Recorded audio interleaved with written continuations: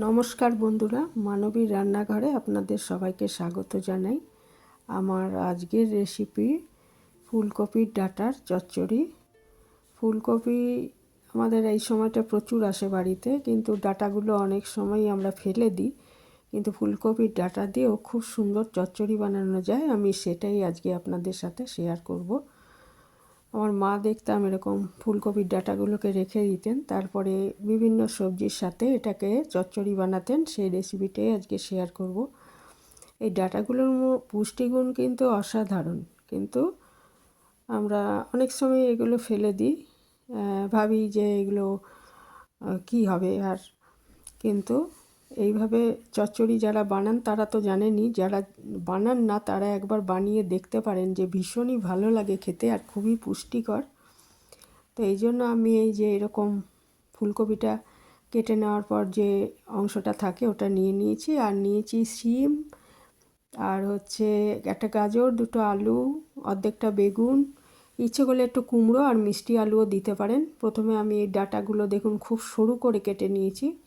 অনেকে এগুলো একটু থেঁতেও করে নেন, তাতে মানে ভালো মতো নুন মিষ্টিটা ঢুকবে এই জন্য।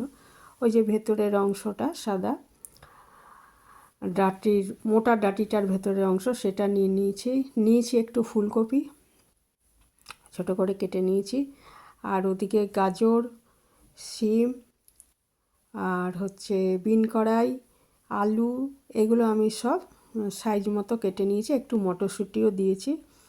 কুমড়ো ছিল না বাড়িতে, কুমড়ো থাকলে একটু কুমড়োও দিই, তো কুমড়ো না দিলেও চলবে, কিন্তু দিলে আর একটু আর কি ভালো লাগবে খেতে, আর দিতে পারেন। আর একটু মিষ্টি আলু দিতে পারেন, ভালো লাগে খেতে। আমি বেগুনটা আলাদাভাবে কেটে ধুয়ে রেখেছি। বেগুনটা আলাদা করে ভাজবো, প্রথমে দেব না, কারণ এটা অনেক তাড়াতাড়ি সেদ্ধ হয়ে যায়, ওই জন্য প্রথমে দেব না আর কি।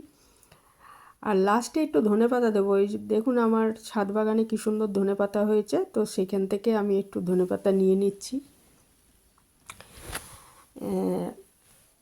এই যে ধনেপাতা ছিঁড়ে নিচ্ছি, একটু ছিঁড়ে নিলে কি হবে না, ওইটা বাকিগুলো আর কি ভালো মতো বাড়বে। আর কেটে কেটে নিয়েছি যাতে ওগুলোর থেকে আবার ধনেপাতা হতে পারে। আমি এই ধনেপাতাগুলো বেশ গন্ধও সুন্দর আছে পাতাগুলোর, এটা একটু কেটে নিলাম। আর আমি এর মধ্যে মশলা যেটা দেবো সেটা হচ্ছে কালো সর্ষে আর কাঁচা লঙ্কা। আমি এটা মানে বেটে নেব, ইচ্ছে করলে একটু পোস্ত দিতে পারেন, না দিলেও চলবে। মাকে দেখেছি শুধু সর্ষে বাটা দিয়েই করতে। একটু তেল নিয়ে নিচ্ছি কড়াইতে, নিয়ে আগে বড়িটা, বিউলি ডালে বড়ি একটু ভেজে তুলছি। একটু বড়ি ভাজা দিলে ভালো লাগে খেতে, অবশ্যই দেবেন। বড়িটা ভেজে তুলে রাখছি, তারপরে ওটার মধ্যে আরেকটু তেল দিয়ে আগে আমি বেগুনটা ভেজে আলাদা করে রেখে দেব, কারণ না হলে বেগুনটা একদম ঘেটে যাবে, ওই জন্য। তাই যে আমি বেগুনটা দিয়ে একটু নুন হলুদ দিয়ে এটা ভেজে রেখে দিচ্ছি। তারপরে এটাকে একটু ঢেকে নিয়ে ভাজবো, কারণ এই সময়টা হয় কি ওই প্রচুর তেল টেনে নেয়, ওইটা যা তেলটা দিয়েছি ওইটা একটু যাতে হালকা ভাজাও হয়ে যায়, একটু ঢেকে ভেজে নিচ্ছি। নুন হলুদ দিয়ে দিলাম। নুন আমার মাথায় রাখতে হবে যে এইখানে আমি হাফ চামচের কম একটু নুন দিয়েছি। আর সর্ষেটা যে বাটবো ওটা সবসময় নুন দিয়ে বাটা হয় আমাদের, নুন আর কাঁচা লঙ্কা দিয়ে সর্ষেটা বেটে নেব, সেখানেও নুন আছে। আবার পরবর্তীকালে আমি সবজির মধ্যে আরেকটু নুন দেবো, এবার সেটা মাথায় রাখতে হবে যেন বেশি না হয়ে যায়, এটা একটু আন্দাজ মতো দিতে হবে। দরকার হলে পরে তরকারিটা একটুখানি মানে শেষের দিক যখন হয়ে আসবে একটু টেস্ট করে নুনটা মেশাতে হবে। আর একটু এই সব তরকারির মধ্যে মিষ্টি মিষ্টি হলে এই তরকারিটা ভালো লাগে, চচ্চড়িটা ভালো লাগে, এই জন্য মিষ্টি অবশ্যই একটু দেবেন। হাফ চামচ মতো চিনি এটার সাথে মিশিয়ে দেবেন তরকারিটা, সবজিটা যখন রান্না হবে। তো এই যে আমার বেগুনটা ভাজা হয়ে গেছে। আমি এরপরে ফোড়ন যেটা দিয়েছি সেটা হচ্ছে এই রকমের চচ্চড়িতে আমাদের সবসময় কালো জিরে ফোড়ন দেওয়া হয়, তো ওই কালো জিরে ফোড়ন দিয়ে দিয়েছি। আর কালো জিরে ফোড়ন দেওয়ার পর এর মধ্যে আমি প্রথমে আলু আর ফুলকপিটা আগে একসাথে একটু ভেজে নিচ্ছি হালকা করে। তারপরে এই আলু ফুলকপিটা ভাজা হয়ে গেলে একটু তুলে রেখে ওই তেলের মধ্যেই আমি বাকি সবজিগুলো দিয়ে দেবো। এই আলু আর ফুলকপি একটু আমি হালকা করে ভেজে নিচ্ছি। একটু নুন হলুদ এই সময় আমি দিয়ে দেবো। হ্যাঁ, একটু হলুদ দিয়েছি আর অল্প নুন দিয়ে দেবো, দিয়ে এটা হালকা করে ভেজে তার মধ্যে আর তুলবো না এটা, তার মধ্যেই বাকি সবজি যেগুলো আছে অর্থাৎ শিম, বিন কড়াই, বেগুন তো আগেই ভেজে রেখেছি, এই এই সবজিগুলো, গাজর, হ্যাঁ, এগুলোকে আমি ওর মধ্যে দিয়ে দেবো। একটু হালকা করে ভেজে নিচ্ছি এটা 2-3 মিনিট, 3-4 মিনিট নিয়ে, আর কপির ডাঁটাগুলো একটু দিয়ে দিচ্ছি আগে, তারপরে বাকি সবজিগুলো দিয়ে দেবো। এই কপির ডাঁটাগুলো আমি খুব সরু করে কেটে রেখেছি, আর ওই যে পাতা মতো অংশ লেগেছিলো, পাতা আর কি, সেইটাও একটু দিয়ে দিয়েছি।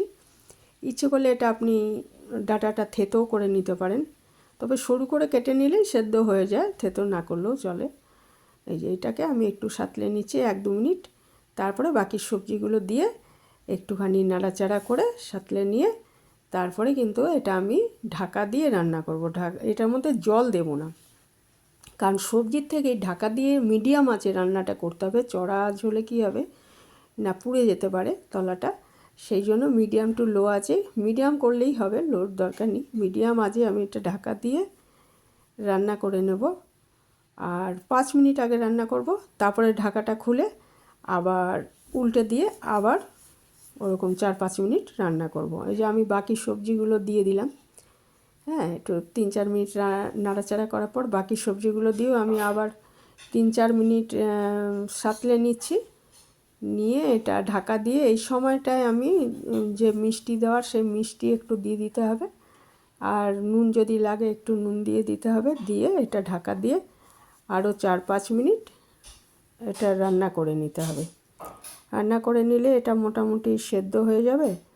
তারপরে ইতিমধ্যে আমি সর্ষেটা বেটে রেখেছি, যারা একটু পোস্ত দেবেন, সর্ষে পোস্ত একসঙ্গে বেটে নিতে পারেন কাঁচা লঙ্কা সহ। এটাই শুকনো লঙ্কা দেওয়া হয় না, এটা কাঁচা লঙ্কারই রান্না।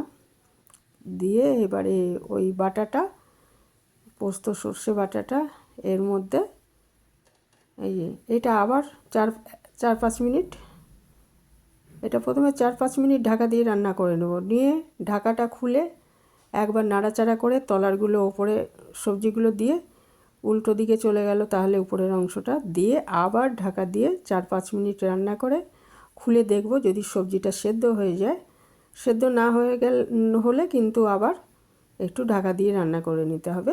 আর যদি সেদ্ধ হয়ে যায়, সেদ্ধ হয়ে যাওয়ার পর ওই সর্ষে বাটাটা, কাঁচা লঙ্কার সর্ষে বাটাটা এর মধ্যে মিশিয়ে আবার ঢাকা দিয়ে একটু 2-3 মিনিট রান্না করে নিলেই চচ্চড়িটা তৈরি হয়ে যাবে।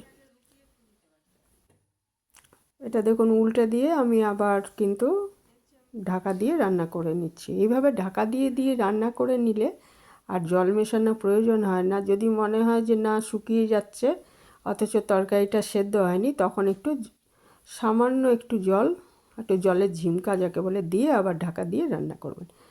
আর ওই পোস্ত সর্ষে বা সর্ষে বাটা যাই দিয়ে করুন, ওইটা দেওয়ার আগে বেগুন ভাজাটা যেটা আমি ভেজে রেখেছি সেটা আর বড়ি ভাজাটা দিয়ে দিতে হবে।